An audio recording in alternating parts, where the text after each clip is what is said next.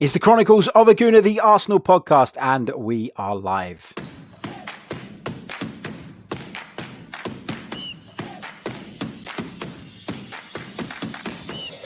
You're listening to the Chronicles of a Gooner, the Arsenal podcast. I'm Martin Tyler, and you're listening to Harry Symeou.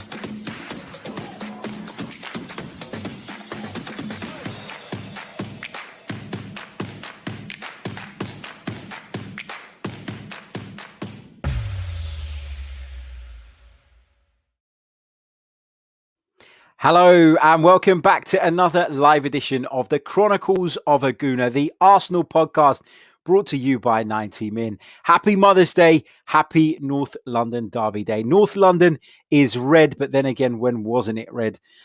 Temporarily, those guys have kind of had the bragging rights in terms of the last couple of meetings between the two sides, but we all know that North London is red, and that never changed for a second.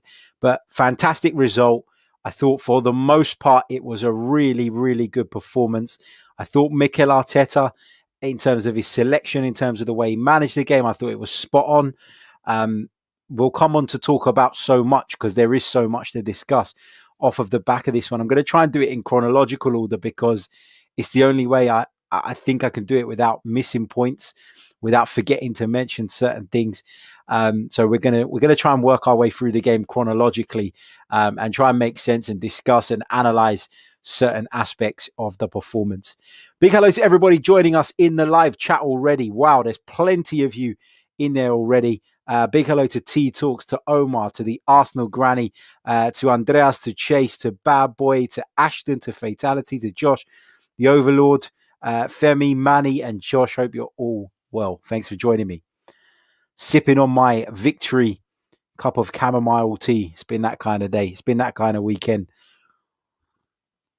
Absolutely buzzing that Arsenal finished the weekend with a North London Derby win, because I've got to be honest, and I talked about it quite a bit in the lead up to this game. I talked about the fact that I was kind of struggling to get up for this North London Derby because, of course, it was sandwiched in between two really, really important European games. And I worried that, it could be a bit of a distraction, could cause us to take our eyes off the ball in the competition that for me still remains a priority.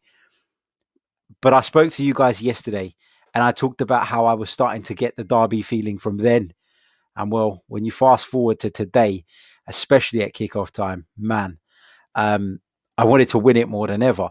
And I guess, as much as you want to try and sometimes be sensible, look at the bigger picture, stay calm, and look at the wider sort of context of where Arsenal are, what the season can still bring, our hopes, etc., etc. It's impossible not to get like that when it comes to the derby. It just taps into a part of you that, you just can't help but lose yourself in. And it was just, absolutely delighted that we won the game. Absolutely thrilled that we did it in the nature we did it, because I thought, as I said right at the top of the program, that the performance was really, really impressive. So let's do it in chronological order. Let's talk about obviously the big news before the game, which was that Pierre-Emerick Aubameyang had been left out of the side. Now, I was in the car prior to the game and came up BBC Radio 5 Live, and the commentator said there's been a number of changes in the Arsenal side, etc., etc. Tottenham have made X amount of changes. Change for Arsenal is that Pierre-Emerick Aubameyang is out, Alexander Lacazette is in, and Cedric comes in for Bellerin. And I'm thinking, okay, rotation. I didn't expect Pierre-Emerick Aubameyang to be rotated, but I wasn't crazy against it. Of course, he's our talisman. He's our main man. And a part of me was disappointed when I initially heard it. But then I thought about the bigger picture again, the wider context of things, and the fact that, of course, this tie, as I keep saying, or this Premier League fixture is sandwiched in between two really, really important European ties. But then the news broke that he'd been left out for disciplinary reasons. And Mikel Arteta, to my surprise, gave that away and it kind of revealed that. And I didn't really feel like he had to. And at the time, I remember saying and thinking to myself, is this the right decision, Mikel? Should you have gone and stood in front of the Sky Sports cameras and basically said that our captain has been guilty of some ill discipline and you've dropped him for the side off the back of it? I couldn't quite put two and two together, first of all, because what was the need to say it? I didn't feel like it was necessary. I think that because of the position we're in, because of everything that's going on, everybody was kind of thinking, well, there was going to be rotation anyway. And I don't think any major eyebrows would have been raised had it just been purely down to rotation. So I was a little bit surprised that Mikel stood in front of the cameras the way he did and said what he said. Obviously, he tried to play it down by the fact that he said, we've drawn a line under it. He didn't want the story to escalate any further. But then why even talk about it in the first place? I just found it all strange. And if you are dropping somebody for ill discipline, they still have a place on the bench. For me, it didn't quite make sense. And I'm not really sure even still why he did it, why he said it, why he needed to. But, ultimately it didn't matter in the end because Arsenal were brilliant. And we'll come on to talk about that man that replaced him, Alexander Lacazette. But it felt to me a little bit like Mikel Arteta had been let down by Pierre-Emerick Aubameyang.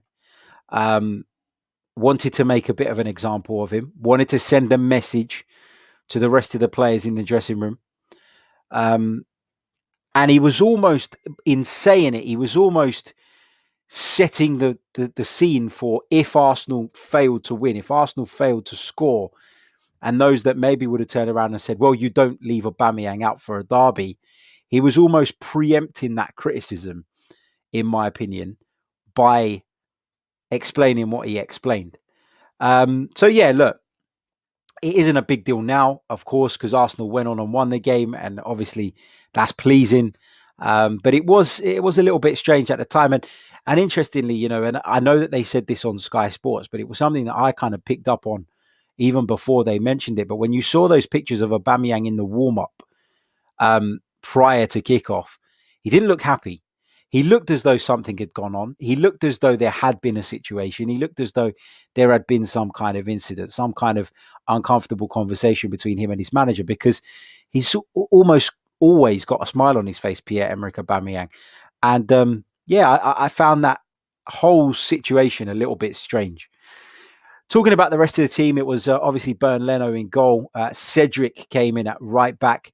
David Luiz partnered Gabriel at centre-back, Kieran Tierney at left-back, Xhaka and Partey were the midfield duo. Martin Odegaard played in the number 10 role with Emile Smith Rowe on the left, Bukayo Saka starting on the right, and Alexander Lacazette up top. Let's go through some of the individual performances, and then we'll come on to some of the key moments in the game. Bernd Leno for me. I mean, I feel like he was the main culprit for the mistake in Greece on Thursday night. I feel like he was partly responsible for what happened at Burnley. And even today, I never felt comfortable with Bernd Leno when he got the ball at his feet. Is it because I'm watching him with something in the back of my mind, about him? And I'm not quite sure if he's the goalkeeper to persist with, if indeed Mikel Arteta wants to continue playing this way, which we think he does. But he just doesn't fill me with confidence. And it wasn't just about his distribution today. There was a couple of moments as a goalkeeper where I found his positioning a little bit strange and a little bit worrying. And to give you a couple of examples, the Harry Kane free kick that come crashing off the post.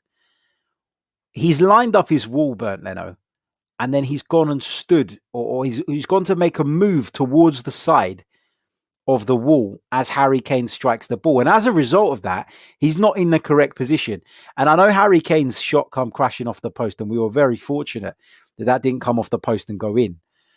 You just wonder, had he not taken that step the wrong way, would he have been able to get down and make a save and avert the risk even of that ball hitting the post and go in? I think he probably could have, because it wasn't an amazing free kick from Harry Kane, but it was that little step that Bernd Leno just takes to the right to his right as Harry Kane strikes the ball. And you're wondering, well, you've placed your wall there to defend that side of the goal. That is your wall's job. So what on earth are you doing? Now, it's not that I think he won. I can see some of you in the chat saying, he's not saving that. I'm not saying he would 100% save it. What I am saying is that the goalkeeper, for some reason, has panicked as Harry Kane is about to step up and taken a step to the right and ultimately taken a step towards the wall side. And that could have been fatal. It shoulda, woulda, coulda, whatever. It's hypothetical now. But at the time, I was completely mystified by that. And when the ball comes back off of the post and falls to a Spurs player, credit to Gabriel. What a fantastic block that was. But we'll come on to talk about Gabriel in a minute. At right back, I thought Cedric had a brilliant game again. And I think he's shown himself to be so reliable on all of the occasions that Mikel Arteta's called upon him this season. I mean, I know he gave the ball away in the game at Aston Villa, but aside from that, he's been fantastic. He's been really, really good. I thought he got forward really effectively. Really unlucky to see his effort crash off of the post off the back of that cutback from Emile Smith Rowe and dummy from Odegaard and Lacazette. Energy throughout the game to get up and down, to support people, to put dangerous balls into the penalty area. I just thought he was fantastic. And defensively, he never looked suspect for a minute. And, I know a lot of people have been sort of arguing around Cedric and Bellerin and who should play. And is it time to cash in on Bellerin? I still think that Bellerin is a decent player, right? I'm not taking it away from him. But I do feel like, and I've said this before, if the right offer comes in across the table on during the transfer window, I think it would be right to probably move Hector Bellerin on now. And I take great confidence in the fact that I think Cedric can do that job. I know in an ideal world you'd want to go out and get someone else. You'd want to go out and break the bank. But if we are talking about a summer where we're going to need to sell to buy, then I feel that it makes, with every time I watch Cedric, I feel that makes more and more sense. Dave Atkinson says, sorry, Harry, but you're criticising someone that doesn't need criticising. You must have an agenda against Leno. I absolutely do not have an agenda against Bernd Leno. When Bernd Leno pulls off wonderful saves and keeps Arsenal in games, I'm the first person to say it. But Bernd Leno causes an uncertainty in that defence. He really does. Whether it be his distribution, whether it be with his positioning at certain times. There was another instance as well. The one where Harry Kane was flagged offside but headed the ball into the back of the net, where Bernd Leno's running across his goal to get there because his initial starting position, again, wasn't quite right. I'm not sticking the boot in on Bernd Leno on purpose, or I'm not doing it to fuel an agenda. I'm reviewing the game and I'm reviewing individual performances. And Bernd Leno for me today simply didn't fill me with any confidence, and that's just how I feel about it. That's how I feel about it. I didn't particularly feel comfortable with Bernd Leno in goal today, and I haven't done for a couple of weeks because he's been at the centre of a few really, really awkward moments and difficult situations that have ultimately led to Arsenal conceding goals. So it's not agenda driven. I'm just not sure about him. But I've always been unsure about Bernd Leno and his distribution. It's not a new thing. Moving on, we've talked about Cedric on the other side. Kieran Tierney, again, absolutely brilliant, imperious. And the fact that Gareth Bale went off as early as he did without having even had a sniff was a testament to how well Kieran Tierney played. And not only does Kieran Tierney completely nullify the threat that Gareth Bale brings to the table, let's have it right as well. Gareth Bale, who has been in sensational form of late, he kept him quiet. He didn't give him a sniff, but he also got forward and made things happen in the final third and supported Emile Smith Rowe. And I thought, again, Kieran Tierney, absolutely sublime. Wonderful performance from the Scotsman. Moving into the centre of the defence, Gabriel, solid. Looks like the Gabriel that we had prior to COVID. I've talked about the fact that since he's returned, he's been a little bit shaky. But I thought he was pretty good in Birrea the other night, and I thought he was really good again today. And of course, he made that vital header, didn't he? off the back of that Harry Kane free kick, the rebound was certainly headed in, and Gabriel stood up to it and made a really vital block. So a really telling contribution from him as well. And David Luiz, I mean, I've praised this guy and talked this guy up so much over the last few months, because not only are his performances of the very highest standard right now, but we talk about leadership, we talk about personality, character, and he's got that in an abundance. And you could see him at certain points in the game today, guiding people, telling them where to be, taking the game by the scruff of the neck, to, really trying to make things happen, picking up the ball, driving into Tottenham Hotspur's half, getting involved in attacking moves as well, but always making sure that there was sufficient cover behind him. And that's been something that David Luiz has always thrived on, getting forward, getting involved in the midfield, getting a little bit further up the pitch. But today, I thought he was really, really good again, and I really enjoyed his performance. I never feel, well, I'm not going to say I've never felt it with David Luiz, because there've been times where I've been worried about him, but I thought he was really good again today, and deserves much, much praise for not only his own performance, but for the way he organised, for the way he encouraged, and for the way tactically he was key to what we did today. So brilliant performance from David Luiz. Moving into the centre of the park, let's talk about Thomas Partey first. He was okay. I'm not saying that Thomas Partey was bad today, but I feel like we're not seeing the peak Thomas Partey right now. We're not seeing anything close to it. Fitness-wise, he still doesn't look quite right to me. Sometimes he was a little bit heavy in his running. He was a little bit sluggish. And there was a couple of times where he got caught in possession. Unfortunately, nothing came off the back of those. But, he can do a job, and he's still, Thomas Partey at 75% is still better than our alternative options. But he just, I don't know, I've not been too thrilled by what I've seen from Thomas Partey in the last couple of weeks or so. He, as A79 points out, he says, Harry, doesn't it worry you how often Partey loses the ball? He did lose it a few times today, trying to be a little bit too clever in certain moments. And you got to worry about that, because, when you look at how Arsenal have conceded goals of late and the nature of those goals, it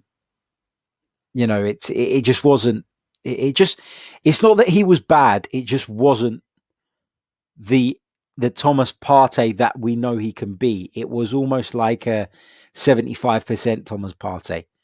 A couple of you disagree. Some of you in the chat saying that, Matt says that I'm being a bit harsh on Partey. He said he tied towards the end, but his numbers were still really good. Manny agrees with me, says Partey was just okay. Martin says Partey, not great, not fit enough at the moment. Omar says he's sloppy. Ray says he just isn't fit yet. Yeah, I think fitness is an issue. That's what I keep talking about. It's a conditioning thing with me for Thomas Partey. There's a fit Thomas Partey. When he gets his head down and decides to motor forward with the ball, carries it without any problem. But this Thomas Partey, it's just the touch is a little bit loose. It's a little bit sluggish. He's maybe not quick enough getting off the mark at times. And again, I'm not going to say he was bad or terrible or anything like that, but he was a little bit sloppy in certain moments. And he was particularly sloppy, I thought, towards the end of the game, when he was literally blowing out of his arse, because he gave away a couple of needless free kicks, a corner that he really didn't need to with a really bad pass. So yeah, just a little bit sloppy from Thomas Partey. Moving on to Granit Xhaka, brilliant. Granit Xhaka was brilliant again. And I maintain what I've said about Granit Xhaka for the last 3-4 months. Granit Xhaka right now is one of Arsenal's most important players. And barring that mistake at Burnley, he has been arguably Arsenal's most consistent performer. I genuinely do believe that. He was in the right place at the right time all the time today. He pressed really well when Arsenal were pressing as a team. He defended well. He tried a couple of passes in behind the defence that didn't quite come off, but, at some point, somebody has to take the responsibility and try and break between those lines. So, really pleased with what Granit Xhaka delivered today again. Solid display. Moving further forward, Martin Odegaard, brilliant again. Another player who goes into my brilliant. I feel like I'm calling everyone brilliant, but most of them deserve it today. And Odegaard was certainly one of those. Energetic, led the press at times, really set the tone in terms of the intensity for those around him, and it rubbed off on others. Obviously scored a goal, somewhat lucky with a deflection, but after having hit the post earlier on twice, one on the crossbar, one on the post, you felt like Arsenal deserved that little bit of luck. But again, Martin Odegaard not just picking up the ball and trying to create, but also making those bursts into the penalty area. And we've seen him have a similar chance to that on a couple of occasions this season where he hasn't put it in the back of the net.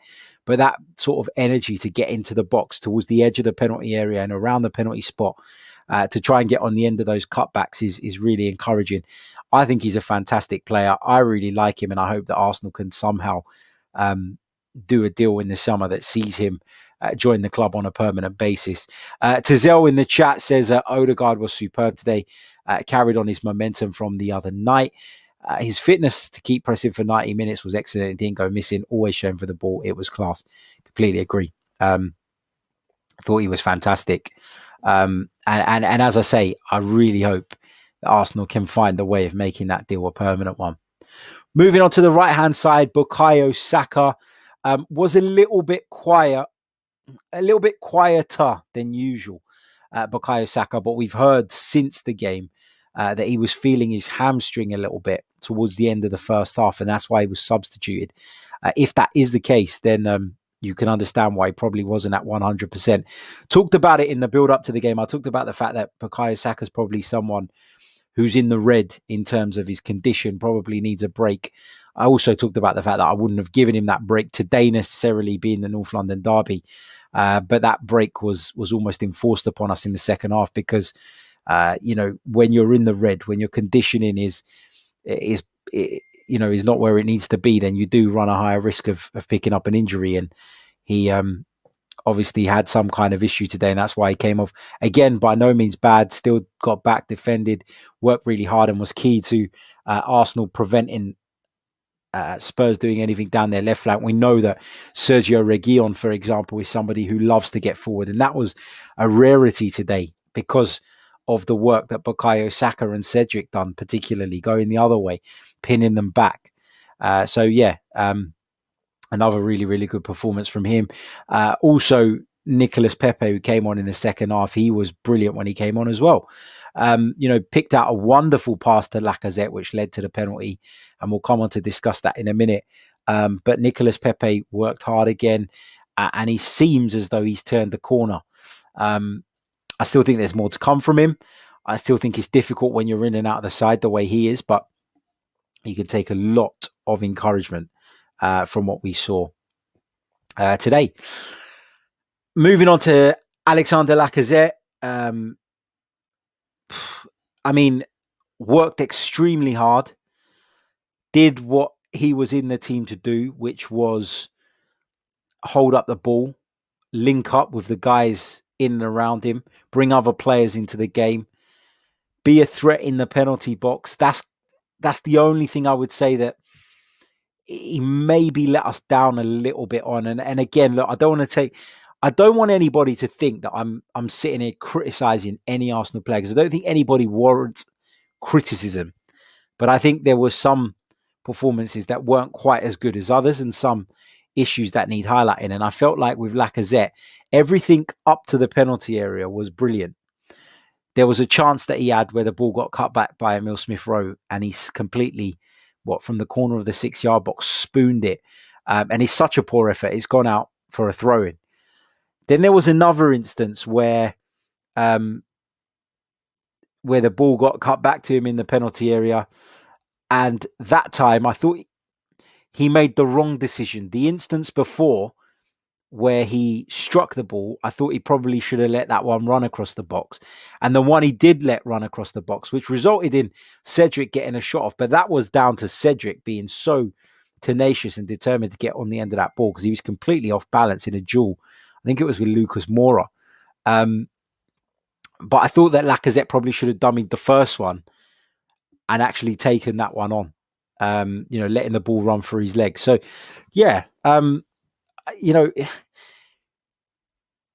Josh says it in the chat, and he says if Oba was in the same scenarios, he scores at least one of those opportunities. And that's the difference for me between Aubameyang and Lacazette. It's not, again, I'm not digging out Alexander Lacazette because he did a really good job for the team today. I just feel as though it's the fact that he's not clinical enough that makes it impossible for Mikel Arteta to select him every single week. And that's why he finds himself in and out of the team. Everything else he does is great.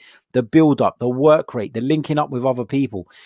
But he's just not clinical enough in front of goal. And you can't, especially in games like that, when the moments come along, you have to take them. And can I put my hand on my heart? As much as I love Alexander Lacazette, love his work rate, love his determination, love his passion, can I put my hand on my heart and say that if I had one chance in the game, I'd prefer it to fall to him than Pierre-Emerick Aubameyang? I can't do that. And that's why Lacazette is a good striker, but he's not in the top bracket for me. But yeah, there you go. Moving on to the left-hand side, though, Emile Smith Rowe. Oh, what a performance. Ran out of legs towards the end of it, and that's why he was substituted off, and it was the right call, I thought. It was well managed by Mikel Arteta, but everything that Arsenal did Arsenal did well in that first period, and pretty much in the second, came from Emile Smith Rowe.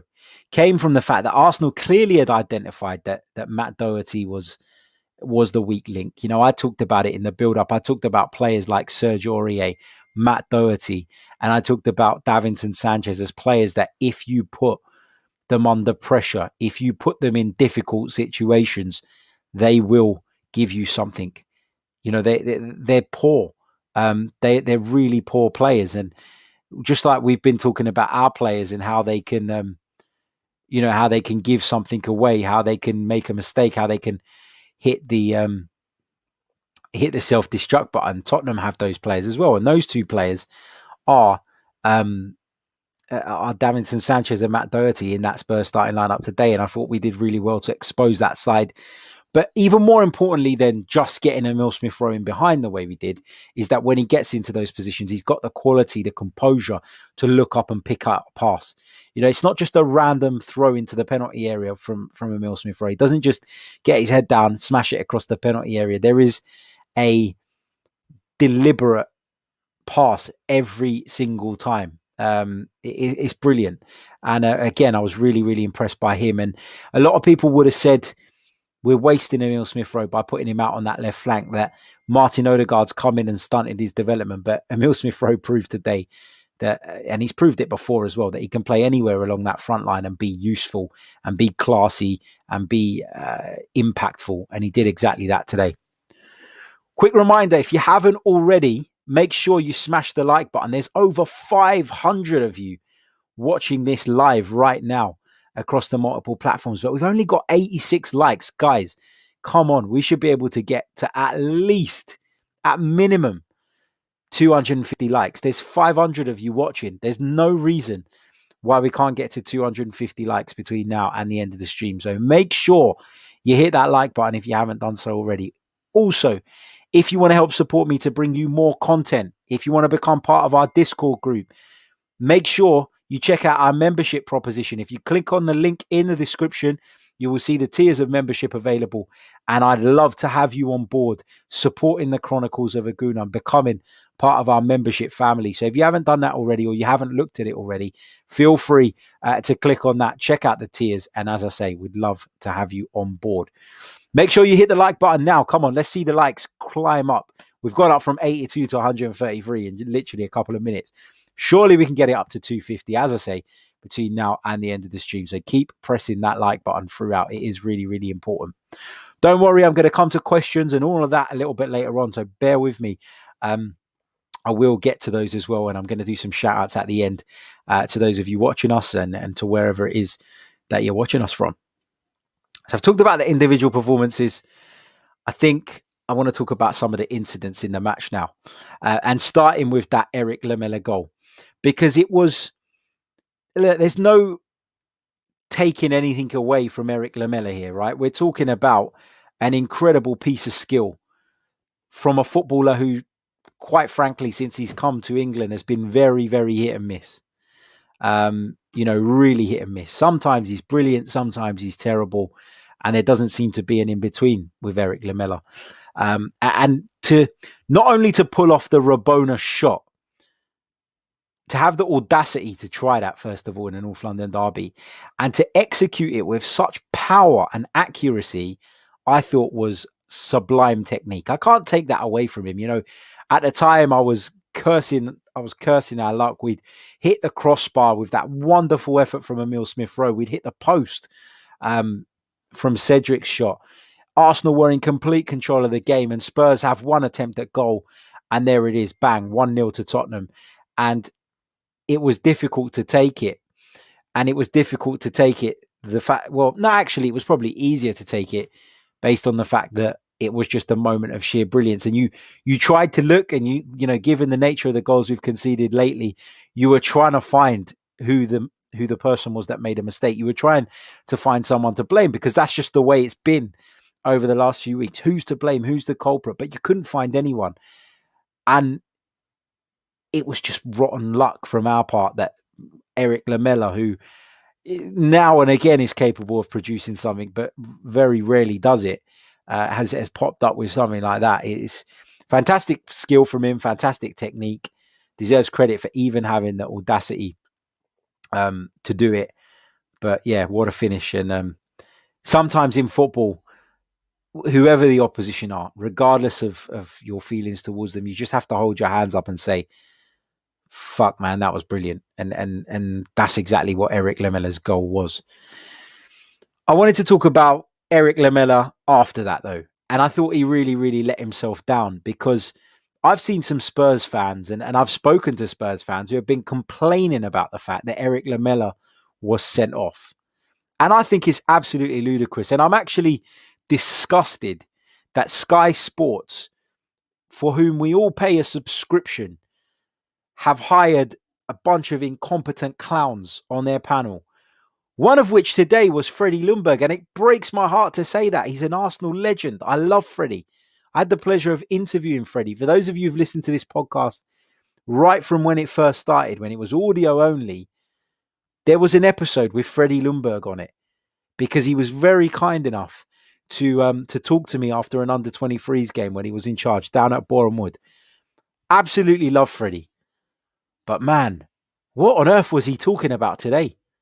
He was one of the people that was defending Lamela, talking about how the arm to the face was a little bit soft. The arm to the face in isolation was maybe not enough for a yellow card if you want to be ultra critical. But let's be honest here. Eric Lamela could have gone 10, 15, 20 minutes before that.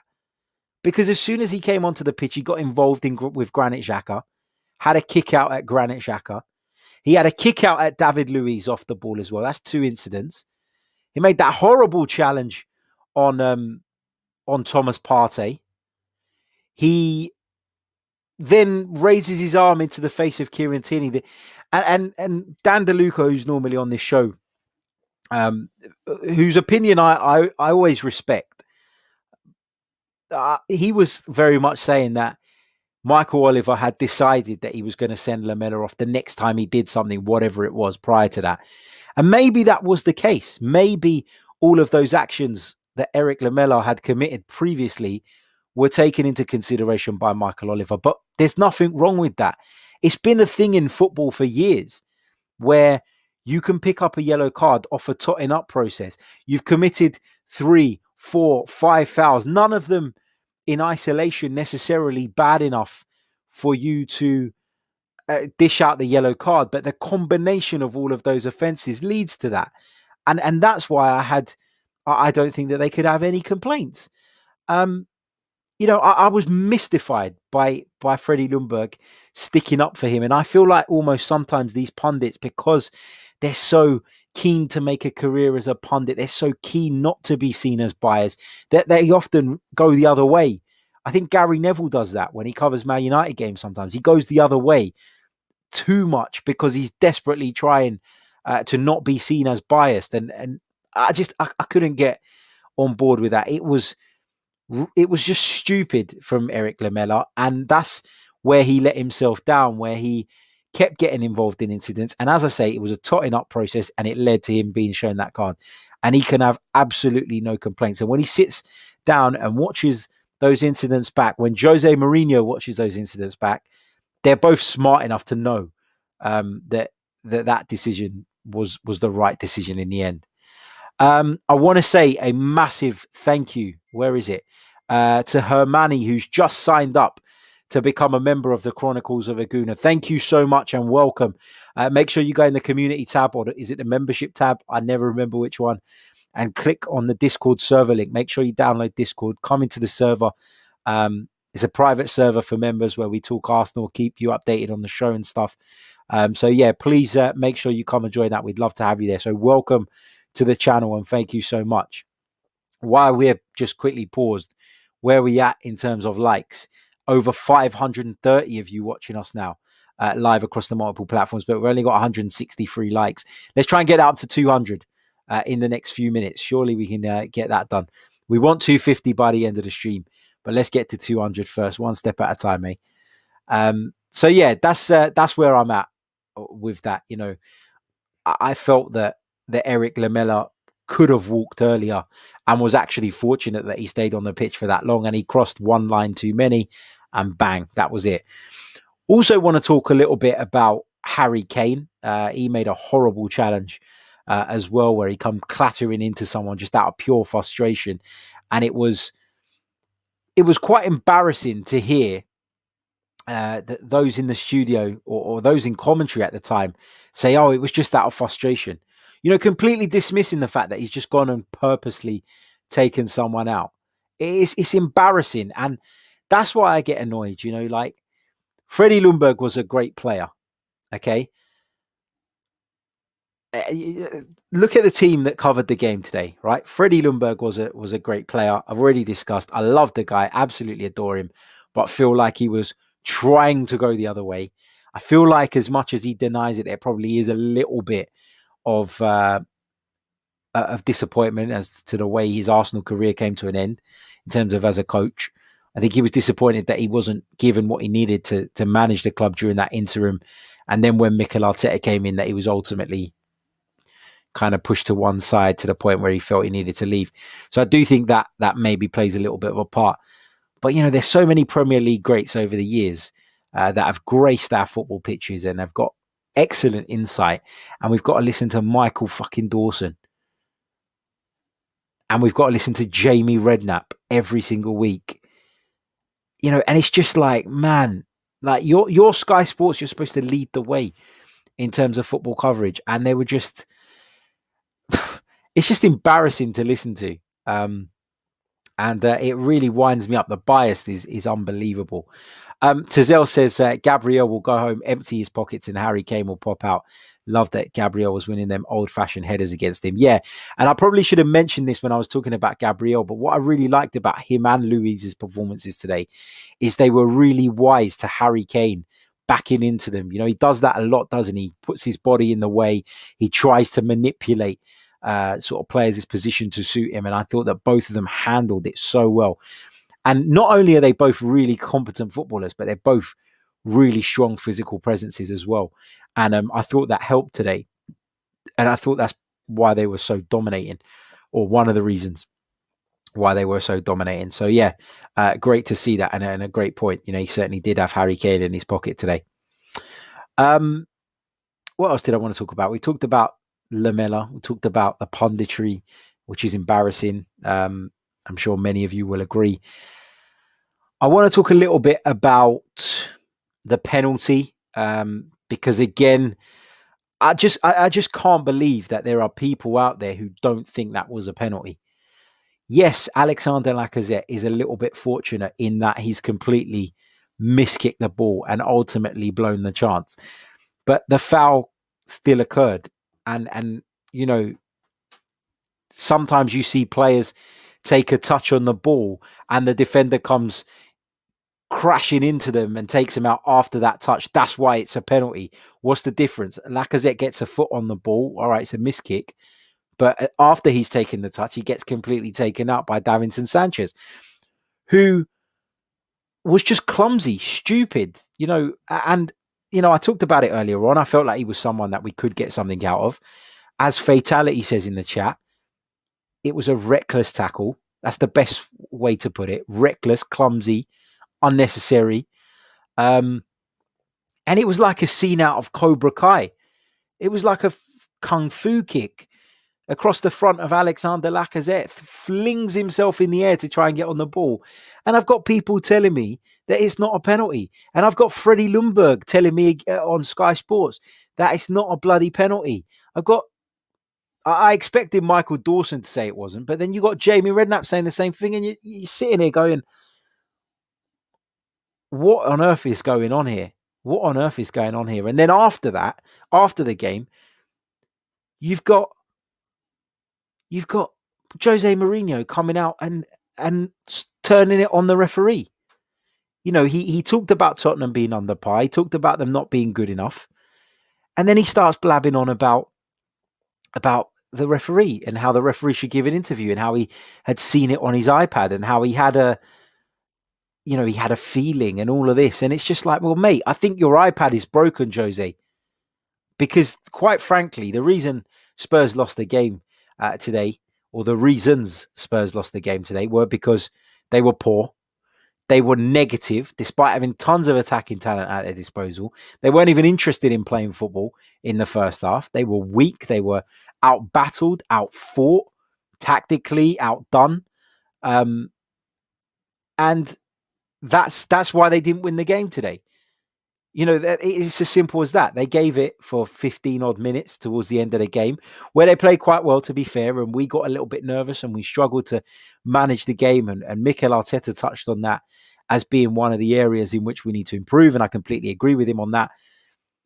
But I mean, to pinpoint the refereeing decisions when both were 100% correct. And listen, I'm the first one to jump onto referees' backs when they get things wrong. I'm the first one to say that they're ruining our game. I'm the first one to say that the standard of officiating in the Premier League is far worse than most other places. But I thought that Michael Oliver was spot on today. And it's not just because it went in Arsenal's favour. I genuinely can't see how you could make an argument the other way on either of those two cases.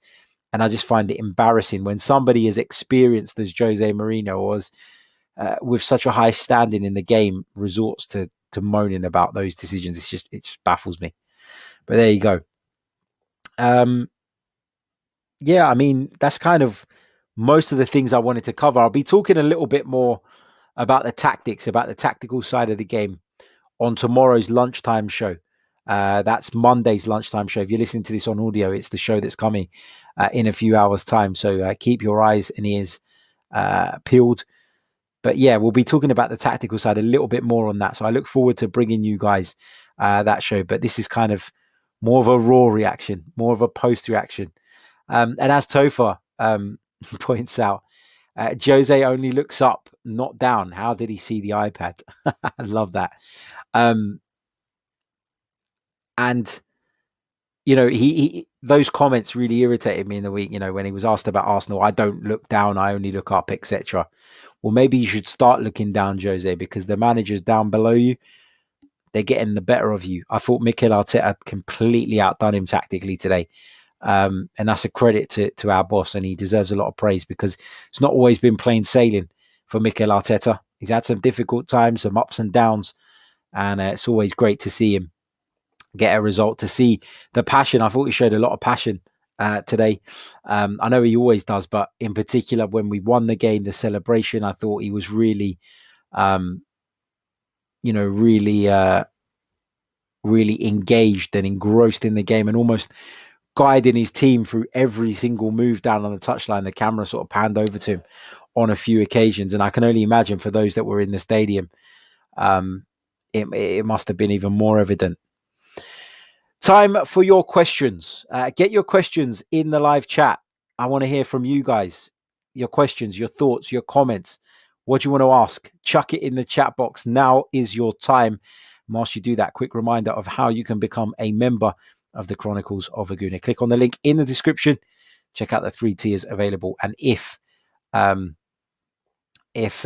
of those tiers of membership appeal to you, we'd love to have you on board. Also, let's check in once more on where we are with regards to the likes. Let's have a look. So right now, it's over 550 people watching, but we got 205, likes. Let's get to 250 guys between now and the end of the stream. Come on, that was the goal from the beginning. Let's try and get there. We're not too far off, which is great. So it's more than achievable. Let's try and do it. Let's go back into the live chat. Let's take some of your questions. Where is it? This one comes from Matt G. How was Aubameyang late? He's got 74 sports cars. Yeah, I mean, it's baffling, isn't it? And, you know, we was having this discussion when we were watching the game earlier, and we were talking about the fact that, you know, there might be a valid reason. There might be a valid excuse. And if there is, then fine. Is it in Mikel Arteta's... on the one hand, I think Mikel Arteta saw it as a big deal. He saw it as a big enough deal to leave his captain and his talisman out of the starting 11 for a game like this. And Mikel Arteta admitted that he was in line to start the game. So it's obviously a big deal to him.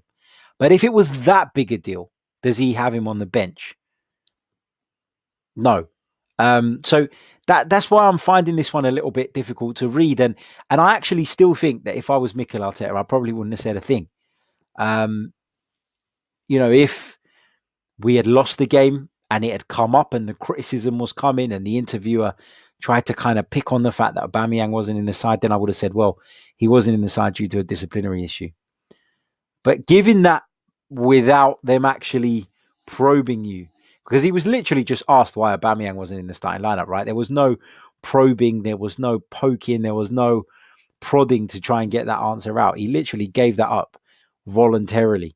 So I found that a little bit strange.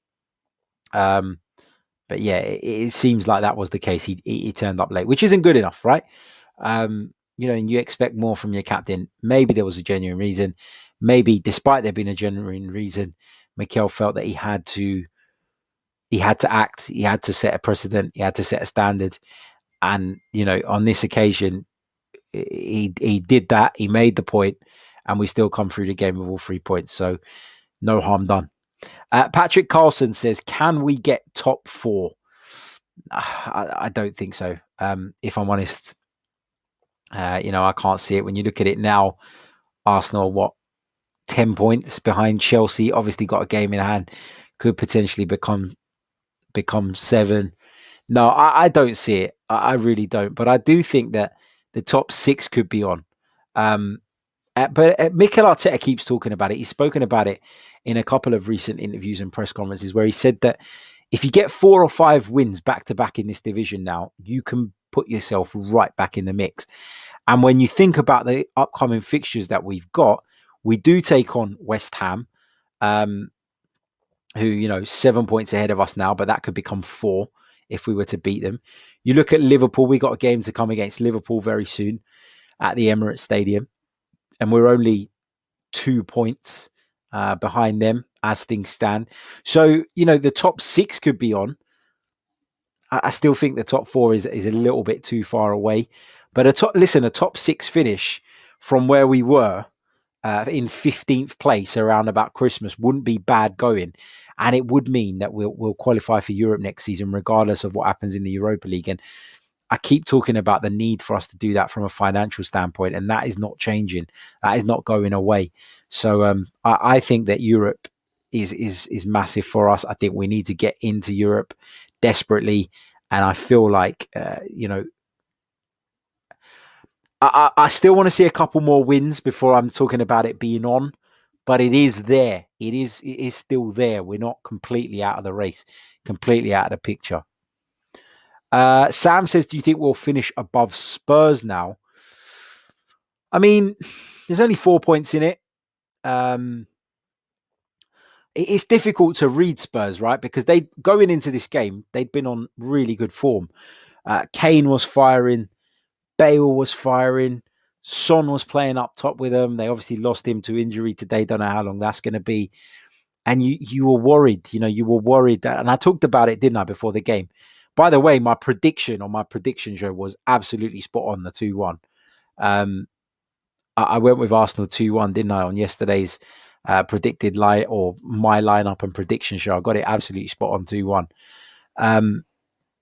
But you kind of looked at it, and I kept saying, didn't I? I just felt that Spurs were going to be clinical when it mattered, and we might not have been. And, that could have been the case today, because Spurs, one shot in the first half, one goal. Arsenal, countless efforts and countless possession, and unable to make a great deal happen off the back of it. Do I think we'll finish above Spurs now? I think we're inconsistent. They have to have a bit of a meltdown, in my opinion, for it to happen. But again, just like the top six, whilst I won't 100% say it's on, I'm not going to rule it out, because it is a possibility. A79 says, would you play Martinelli and Ryan on Thursday? I probably would now. I've talked about Burnley. I talked about the fact that I feel he's going through a little bit of a difficult moment. And so I wouldn't be against Matty Ryan coming in. I thought he did well when he played against Villa. Not someone I look at and am particularly fearful of, or he's not someone I look at and think, God, he can't do a job. I'm not scared of him playing, basically, the way I'm scared of Runarsson playing. So, I wouldn't be against that. Martinelli, I think, should probably be involved on Thursday. Not sure why he was left out of the group today. But I suppose, you've got a certain amount of substitutes you can name. I would have had him on there. But again, we've won the game. We played really well. Are we going to start the whole Martinelli thing again off the back of it? Let's just celebrate winning the North London derby. Let's just enjoy it. And there you go. What else have we got in terms of your comments? Big hello to Nigo, who says, great work, Harry. The Giriago household is buzzing. Good. Glad to hear it. Hope you're all well, man. Love and regards to the family. Dalisu says, Harry, how would you rate Leno's performance today? Talked about it a little bit earlier on, Dalisu. You might have missed it.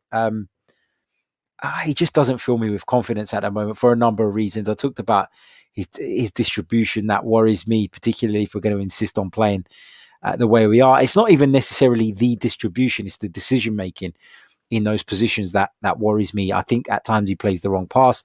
I thought he went longer a couple of times today because he maybe learnt his lesson a little bit from what's happened in recent weeks. But then I talk about his positioning, and I felt that on a couple of instances today he got that wrong, and he was fortunate to get away with it. Look, there's no doubt that Bernd Leno on form is a fantastic keeper, and Bernd Leno, I guess, over the course of the season has earned us more points than he's cost us, and he deserves praise for that. I just feel like he's going through a little bit of a difficult patch right now. Big hello to Harry, another one of our members. He says, Mikel Arteta got everything right today. We hung on towards the end, but our nerves gave Spurs the upper hand. Mikel Arteta's interview on Sky was 90 seconds. Jose Mourinho's was 3 minutes complaining about decisions. Says it all. Yep, it does indeed. Josh Hunter says, who was your overall man of the match? I think for me, it had to be Emile Smith Rowe. The only thing is that he came off a little bit early, and I don't know if that has that much of an impact. But other than Emile Smith Rowe, I thought the standout players were David Luiz, Kieran Tierney, Martin Odegaard. There were a few. Really difficult one for me to answer, but I'm going to give it to Emile Smith Rowe just based on the impact he had in the final third. In terms of creating those chances, was desperately unlucky as well not to get on the score sheet himself. Because he had one hell of a strike, didn't he? Which left Hugo Lloris absolutely helpless, and it come crashing back off of the bar.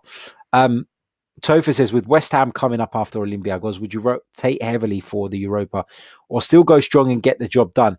I'd rather just go strong, try and get the job done early doors, and then you can start resting and stuff. But that's not to say I wouldn't rotate some players, right? I think that we're in a strong enough position. We have a good enough squad to be able to change 3 or 4 players anyway, and still come through the Olympiacos game unscathed. I know we won the first leg last season, but that was a 1-0 win. We're talking about a 3-1 away win with 3 away goals. They'd have to score 3 goals at the Emirates Stadium, and you'd like to think that barring a massive meltdown, the job is pretty much done. So I would change 3 or 4 players. For example, I'd bring Bellerin back in at right back. I wouldn't even be against El Neni playing in the midfield in one of those positions. Pepe coming in, even Willian coming in, or Aubameyang coming back in. So we can make changes from what we had today, and it wouldn't be a major issue, I don't think. So, that's my thoughts on that. Brad Richardson says, do you think Arsenal should consider extending the capacity of the Emirates? Financially, we make more money from fans in the ground. I'm going to say no, Brad, because the Emirates is not always full. Contrary to what the club like to tell us, where they say, today's attendance, 60,000 and whatever it is. Thank you for your support. Sometimes you look around the ground and there are so many empty seats. Granted, there are people who purchase tickets, have season tickets, have corporate tickets, whatever, that don't always attend.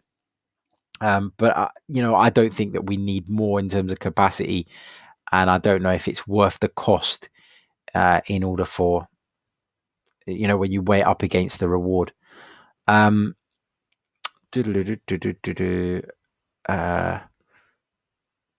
Just trying to pick out a few more questions because the chat has been updating so fast that if I have missed your questions, I do apologize. Chris says, Harry, what do you think about Mikel not saying too much to the media? Personally, I love it. Yeah, I like that and I respect that.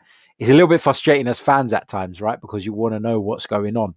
But it is the right way to be, I think. It's important to keep things in-house wherever possible. So, yeah, agree. I think that's the right thing. Fatality asks what happened to Saka.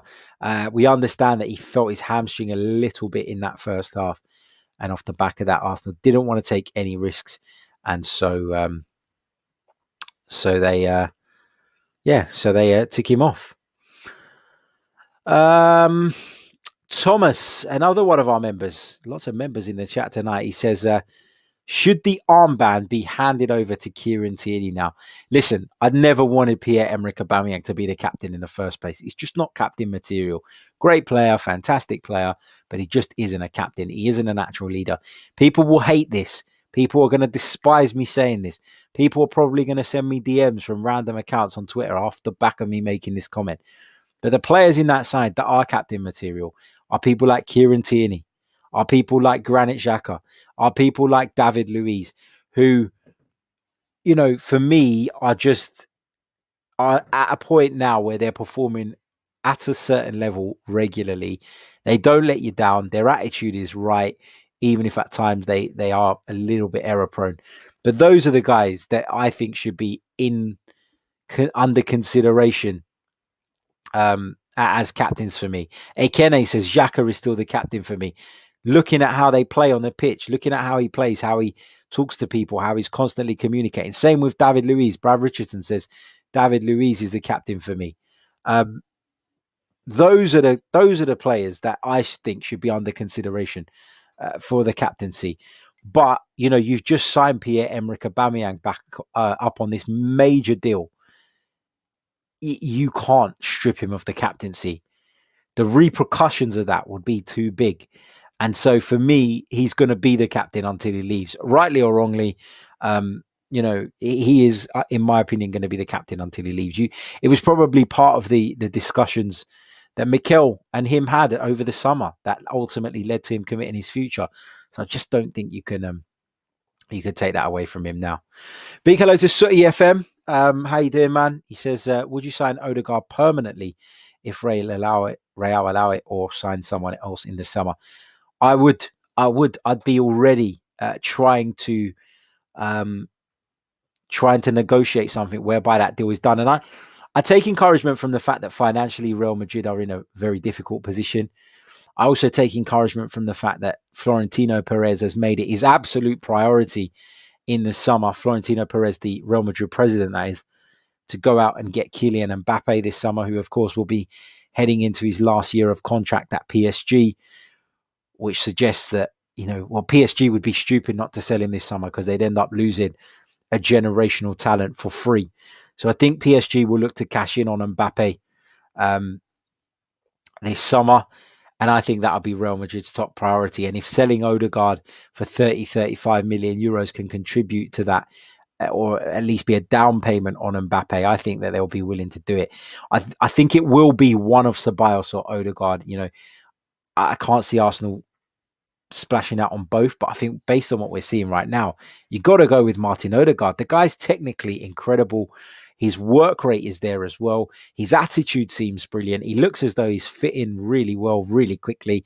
Love him when he talks. Think he's got a really good attitude. And what I love about Martin Odegaard is he's a guy who's got a point to prove. He's a guy who went from here to there, from, to the very highest level at Real Madrid as a 16-year-old. It probably came around a little bit too early for him, that move. And now he's in a position where he's 22 years old, and he's desperate to prove himself to the world. And I think he's doing a really good job of that so far. I would definitely try and do it. Obviously, it's dependent on Real Madrid. If they're A, willing, and B, willing to accept the fee that is within Arsenal's transfer budget. But yeah, absolutely love what I've seen of him so far. And I'm really excited about the prospect of keeping him.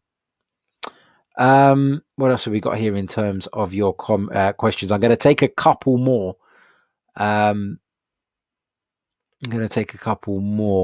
And again, apologies if I miss some of these, right? The chat is constantly updating, and I do miss a lot of them. So I do want to apologize in advance. But if you've got anything that you want to ask and I haven't addressed it, then put it in the comments after the video as well. And I will check I always check those anyway, and I'll reply to any of those. Arjun says, should we give David Luiz another year? Right now, yes, we should. It should be only a 1-year deal, but he's playing so well at the moment, and we keep hearing about his influence off the field as well. And for me, that is just as important here when you're looking to blood through some youngsters, right? And when I talk about youngsters, people like Bukayo Saka, people like Emile Smith Rowe, even Martin Odegaard to a degree. I know he's been at a big club, but relatively inexperienced in terms of game time. When you're talking about somebody like Gabriel next to him, who's 22, 23 years old, still finding his way as a centre-half. When William Saliba comes back, I think that David Luiz is a brilliant mentor, as well as a good defender. And I think it would be silly to allow him to walk away, because ultimately you'd have to replace him, and you're going to have to spend a lot of money to do that. I feel like right now, given the way he's playing, given his influence off the field and behind the scenes, it would be an absolute no-brainer to offer David Luiz another 1-year deal. I would love for it to happen. I think it has to be done with a view to him, slowly playing less, coming away from the team. But I really like him. I really do. I've always liked David Luiz since he's come to Arsenal. I know he's made mistakes, but I love his character. I love people that don't shy away. I love people who take responsibility, and he certainly does that. So yeah, I'd give him another year. Right, we are going to leave it there. We've been going for over an hour. Don't forget, be another show coming to you live on Monday at around about 12:30 p.m. That'll be dropping in podcast format around about an hour later. By the time I finish it, edit it up, etc. So you get that about 1:30 p.m. So yeah, really looking forward to that. Be looking at the game in a little bit more of a tactical, in a tactical way, from a tactical viewpoint. So yeah, looking forward to analysing the game a little bit deeper. I'm going to watch it back again first thing in the morning and draw up some of those points to present to you guys on the show. So very much looking forward to doing that. Thank you all so much. Really appreciate it. Spam the chat box. Let me know where you are watching or listening to us from, and I'd love to give you a shout out. So get into the chat box now. Let me know. Quick reminder as well. I know I've been banging on about it a lot tonight, but there are a lot of you in the chat, and I want to cash in on it because there are over 500 of you watching just on YouTube, and we've only got 254 likes. So let's get up to 300 likes by the time the video ends. By the time I give you guys a shout out, let's get up to that 300 point. We're around about 45 off. So go. Smash that like button.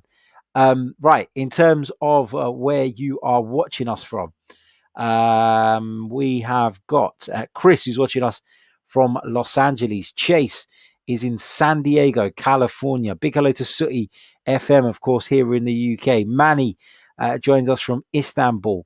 The Insurance Basket joins us from Auckland, New Zealand. Patrick is in Sweden. What else have we got? Hermione is in Joensuu, Finland. I hope I've said that right. Josh is in London. Matt's in London, where it's red, he says. Marcus joins us from Sierra Leone. What else have we got here? Let's have a look. Anuj is watching us from NYC and says, hope you have a great time on the gas tank tomorrow. Giving it back to the people who doubted us. Oh, mate, it's the most I've looked forward to a gas tank in a while. Yeah, very much looking forward to it. Fatality's in London. DS Electronics is in Jamaica.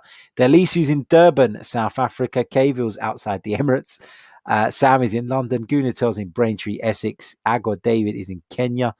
Gianfranco is watching us from Lima in Peru. We've got Mile High Gooner, who's watching us from Denver in the USA. Mikey is in North London. We got FIFA LZ in England. Franklin is in Bucharest, Romania. Addy's in Adiraj, India. Osman Ali's in number 10, apparently, London. Paddy's in Galway, Ireland. Brad's in York. And Creambone, apparently, is next door. I don't know if I should be scared about that or not. Brilliant stuff. Thank you all so much for your continued support. Love you all. Enjoy the rest of your Sunday evening, whatever's left of it, and we can all sleep peacefully tonight in the knowledge that we have beaten Spurs in the North London derby. As I said right at the top of the show, North London is red, but when was it not red? Take care.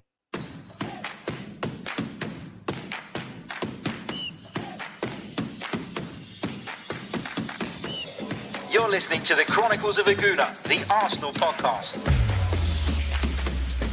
I'm Martin Tyler, and you're listening to Harry Symeou.